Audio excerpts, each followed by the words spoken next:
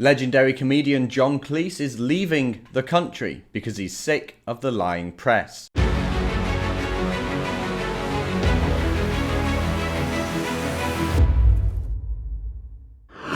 John Cleese is a legendary British comedian. We all know and love him from Monty Python and Fawlty Towers, and he's leaving the UK, he's leaving the country. Unlike a lot of American comedians who said they were going to move to Canada if Trump was elected, he's actually following through, and at 78 years old, he's seen plenty of things that have probably been getting on his nerves for a while, so...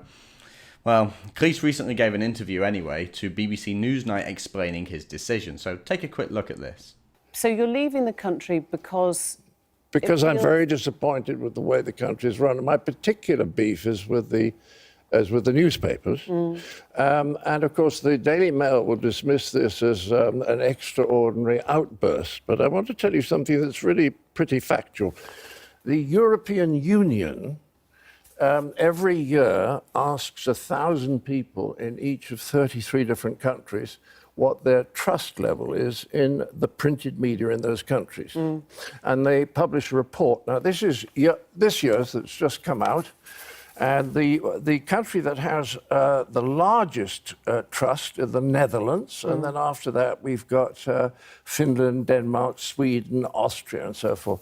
And then in the middle here, we've got Lithuania, Croatia, Turkey. And then right down the bottom, could I ask you just to read the last 2 or 3 countries? Malta. Yeah, we get it. OK. So you've got the United Kingdom is the lowest one. Can I just... Lowest out of 33. Yes, but look, you just missed out. One of the most trusted written press countries is Albania, which comes in second.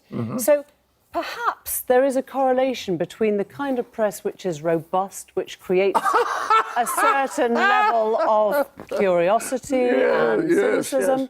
No, it's the lying and the triviality that I object to. This is not just this year, Emily. This was the same last year. We were 33rd out of 33.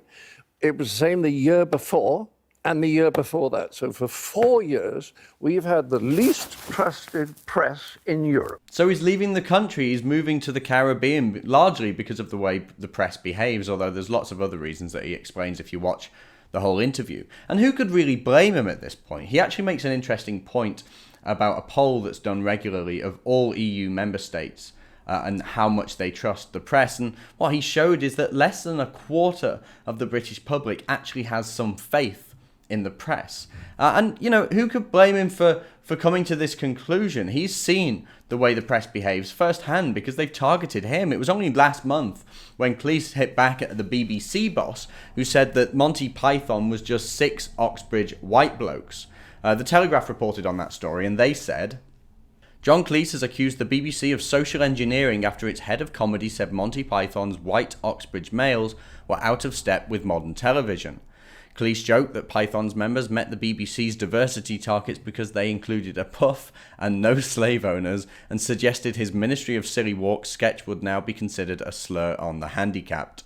And he's right, isn't he? I mean, Ministry of Silly Walks, it would be a slur on the handicapped. Everything's offensive. You couldn't even get away with Little Britain these days with the way they mocked transgender people, or transvestites even. And the British press, we know what he's talking about because they've been branding people racist for years. They've relentlessly called UKIP racist, and they've constantly called Anne-Marie Waters and For Britain far right. And they even jumped on the bandwagon of calling Morrissey racist and poisonous when Morrissey came out against halal meat and talked about the lunacy of calling everybody racist these days. Morrissey's words were, we're all racist nowadays. This is a trend that's been happening for years, but at the same time, people like Naz Shah, Member of Parliament, have essentially been ignored, even when she retweeted a post that said that the victims of Rotherham grooming should shut up for the sake of diversity. The only press really that covered that in any kind of outrage were the moderately right-wing papers like the Mail and the Express. There's a clear division between the public